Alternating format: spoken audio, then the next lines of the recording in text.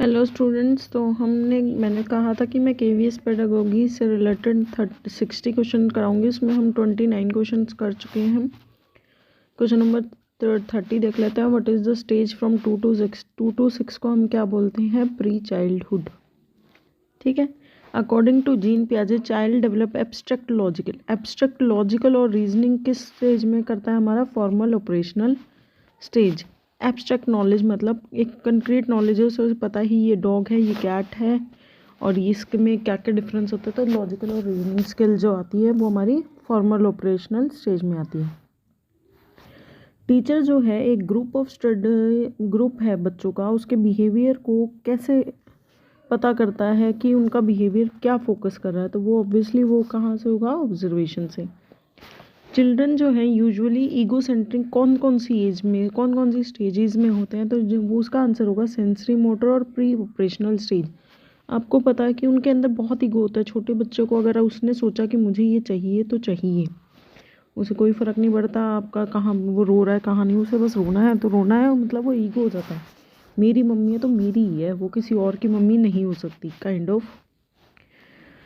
Question number 30, which one does not indicate child के emotion कौन से होते हैं? प्लेजर होता है, सोरो होता है, क्यूरियोसिटी होती है, बट टॉलरेंस नहीं होती। बच्चों में टॉलरेंस नहीं होती, उन्हें में धीरे धीरे मैच्योरिटी के साथ टॉलरेंस आती है।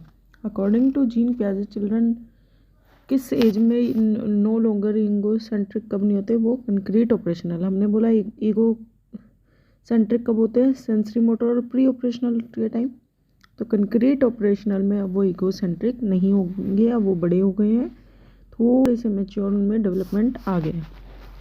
Which one is not an element of intellectual मतलब अंदरूनी जो हमारा विकास है उसके अंदर क्या नहीं होती? हमारी क्रिएटिविटी नहीं होती है, थिंकिंग होती है, इमेजिनेशन होती है, बट टॉलरेंस नहीं होती। उसकी एलिमेंट नहीं होता। टॉलरेंस आ जाती है हमें टाइम के साथ, लेकिन वो कोई एलिमेंट नहीं होता कि हमारा इंटेलेक्चुअल जो है वो डेवलप हो गया है।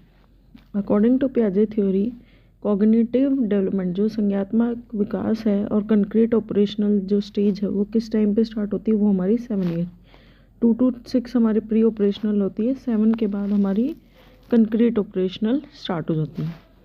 Which class of learner are not included exceptional कौन से होते हैं? हमारे स्लो होते हैं, रिटार्डेड होते हैं, गिफ्टेड होते हैं, बट नॉर्मल नहीं होते, क्योंकि नॉर्मल तो नॉर्मल है, वो एक्सेप्शनल कैसे हो सकते हैं? अकॉर्डिंग टू पियाजे theory of cognitive development, the formal operational जो स्टेज है वो हमारी 7 में स्टार्ट होती है, जो हमारे कंक्रीट ऑपरेशनल भी बोलते हैं या फिर हम इसे फॉर्मल ऑपरेशन भी बोलते हैं। ठीक है। क्वेश्चन नंबर 40 देखिए, which one of the following is not an element of mastery learning? Mastery learning का क्या एलिमेंट नहीं है? Use of alternate text books, हाँ जिसको मास्टरी करनी है, जिसको ज़्यादा पढ़ना है, वो एक से ज़्यादा बुक को रेफ़र करेगा, बहुत सारे मेथड ऑफ टीचिंग भी अपनाएगा, चाइल्ड सेंटर्ड होती है, लेकिन ग्रुप टीचिंग हमारी जो है वो मास्टरी में नहीं आती है। ठीक है। जब हम पर्टिकुलर एक ही चीज़ में मास्टर एक्सपर्ट बनना चाहते हैं, उसमें ग्रुप टीचिंग नहीं आती है। ग्रुप लर्निंग नहीं, ग्रुप टीचिंग है यहाँ पर, इसलिए नहीं आएंगी। The more parts of your brain use the more likely you are to, अगर आप ज़्यादा पार्ट ब्रेन का यूज़ कर रहे हैं तो आप क्या होंगे? आप उसको रिटेन करेंगे, इन्फॉर्मेशन को ज़्यादा लंबे टाइम तक रिटेन रखेंगे अपने अंदर। Which of the following is measured by continuous comprehensive evaluation? CCE में आप क्या मेज़र करते हैं? आप होलिस्टिक डेवलपमेंट मेज़र करते हैं, ना कि क्रिएटिविटी भी उसके अंदर होता है, एक्सपीरियंस भी, डाइवर्जेंट थिंकिंग भी। ये तीनों चीज़ों मिला के हम क्या करते हैं? होलिस्टिक सर्वांगीण विकास जो कहते हैं, चहुमुखी विकास, जो कॉन्टीन्यूसली पूरे ओवरऑल क्या डेवलपमेंट हुआ है वो हम चेक करते हैं। Which of the following is a dimensional teaching add? Dimensional teaching add कौन सा होता है? हमारा मॉडल में हम 2D 3D जो 3D डायमेंशन के बेस में हम टीचिंग करते हैं, क्योंकि ब्लैक बोर्ड हमारा सिंगल डायमेंशनल है, still picture single dimensional, display board भी हमारे सिंगल डायमेंशनल होते हैं। Rocio advocated an educational method which consist of removing the child from, उसमें क्या बताया था कि चाइल्ड को क्या यहाँ से रिमूव करने के लिए? सोसाइटी से। उन्होंने ये कहा था कि सोसाइटी में लर्न नहीं करता बच्चा, सिर्फ स्कूल में लर्न करता है, तो सोसाइटी से ही उन्होंने उसको रिमूव करने के लिए कहा था। Question number 45, who advocated removing children from their mother care and raising them as a ward of the state.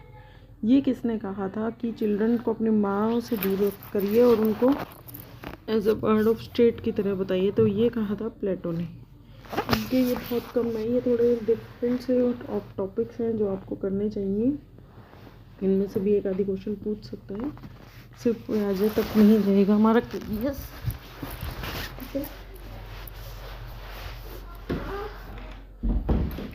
Next question है हमारा question number 46, the Waldorf education approach emphasis a balance development of.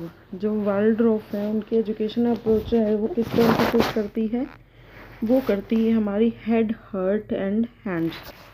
मतलब head और hand से हम जो भी move करेंगे, लेकिन साथ में वो हार्ट को भी कहते हैं। द वाल्ड्रॉफ अप्रोच जो है एक बैलेंस डेवलपमेंट, इन तीनों का एक बैलेंस डेवलपमेंट हो, एक बैलेंस के साथ हम इन्हें मूव और यूज़ करें। Question number 47, Plato believed that talent and intelligence are. वो क्या कहते हैं? वो इंटेलिजेंस है वो जेनेटिकली नहीं होती, तभी वो कहते हैं कि वो मदर से दूर करिए उन्हें और उसे स्टेट के वार्ड की तरह बनाइए। तो इसीलिए वो मानते थे कि वो जेनेटिकली इसमें कोई भी टैलेंट या इंटेलिजेंस नहीं आती, ये बच्चे की इंडिविजुअलिटी है, उसके अंदर कोई जेनेटिक्स का कोई भी रोल नहीं होता। ठीक है, नेक्स्ट क्वेश्चन है, a prior knowledge of is a knowledge that is known independently of. एक पहले की नॉलेज जो सिर्फ उसी को पता है, पहले की नॉलेज, वो क्या कहलाती है? वो कहलाएगी एक्सपीरियंस। हम कहते हैं ना बड़ों के बाल यूं ही सफ़ेद नहीं हुए हैं, तो मतलब बच्चा अपने खुद के एक्सपीरियंस से जो जानता है वो सिर्फ वही जानता है, वो क्या होता है? हमारा एक्सपीरियंस। ए पोस्टराई नॉलेज, पोस्टराई कौन सी होती है? जो बाद की knowledge, that is known by, is a knowledge that is known by, किससे कहा गया है? और बाद में जो वो नॉलेज सीखता है वो भी हमारा एक्सपीरियंस होता है। ठीक है, पहले जो जानता था और सिर्फ वही जानता था वो भी एक्सपीरियंस था, बाद की नॉलेज जो जानता है वो भी वही जानता है। टीचर्स ने तो एक टॉपिक है, एक टीचर ने पढ़ाया 30 बच्चों को सेम तरीके से पढ़ाया, लेकिन कौन सा बच्चा कितना उसके बारे में जानता है वो उसका एक्सपीरियंस है। क्वेश्चन नंबर 50, जॉन लोके एक चाइल्ड है mind does not contain any. उनके अकॉर्डिंगली एक माइंड है जो चाइल्ड का, वो क्या नहीं होता? उसमें मेमोरी होती है, इमेजिनेशन भी होती है, ऑब्जर्वेशन भी होती है, बट नए आइडियाज़ नहीं होते। ठीक है, इनेट आइडियाज़ उसके अंदर नहीं होते। The philosopher who for the first time mention the importance of play, जिसने सबसे पहले स्पोर्ट्स की बात की थी एजुकेशन में, वो कौन थे हमारे? वो एरिस्टोटल। उन्होंने कहा था हमारे सबसे पहले खेलों की बात की थी एजुकेशन में। Question number 52, we calculate average marks of student in we calculate. हम एवरेज मार्क्स ऑफ से स्टूडेंट कैलकुलेट करते हैं कैसे? जैसे हम लोग अर्थमेटिक मीन कैलकुलेट करते हैं। आपको पता है सिग्मा से हम डिनोट करते हैं, sigma F x upon x. ठीक है, तो वो हमारा हो जाएगा अर्थमेटिक मीन के अकॉर्डिंगली हम करते हैं। 53, the concept of pragmatism in educational philosophy says that education should be about. Education कहता है, कॉन्सेप्ट ऑफ प्रैग्मेटिज्म कहता है कि एजुकेशन शुड बी अबाउट, किसके लिए होना चाहिए? वो पूरे लाइफ और ग्रोथ के लिए होना चाहिए, ना कि वर्च्यू, ना ओबीडियंस और ना ही गुड सिटीजन। वो पूरी लाइफ और उसकी ग्रोथ के बारे में होना चाहिए। The idea of practical learning mean education should apply to the. Idea of practical learning क्या कहता है कि education should be applied to the real world, तभी तो हम प्रैक्टिकली सीखेंगे। तभी तो आपने देखा होगा कि आजकल ईवीएस को पढ़ाने के लिए कहा जाता है कि आप बच्चों को पार्क में, अपने आसपास गार्डन में ज़रूर लेके जाएं, या फिर जो भी उन्हें सिखाया जा रहा है ईवीएस में उससे रिलेटेड आपको उनकी विजिट्स होनी चाहिए। तो अब जो नए स्कूल्स बन रहे हैं, दे आर डूइंग देयर कि वो विजिट पर लेके जाते हैं बच्चों को, छोटे बच्चों को, ताकि वो प्रैक्टिकली उस चीज़ को, नॉलेज को देख सकें और सीख सकें। 55 कह रहा है, an aspect of pragmatism is experimental learning which says education should come through. ये कहता है कि एक्सपेरिमेंटल लर्निंग होती है, वो ये कहता है कि एजुकेशन है वो कहाँ से आनी चाहिए? वो हमेशा एक्सपीरियंस से आनी चाहिए। मतलब प्रैक्टिकली बच्चा खुद करे उसे, और फिर वो उसमें से एनालाइज करे कि क्या इंफॉर्मेशन है, फिर वो उसे अपने माइंड में रिटेन करे, समझे। जो होता है the concept of perennialism is in education means school curriculum should focus on what is।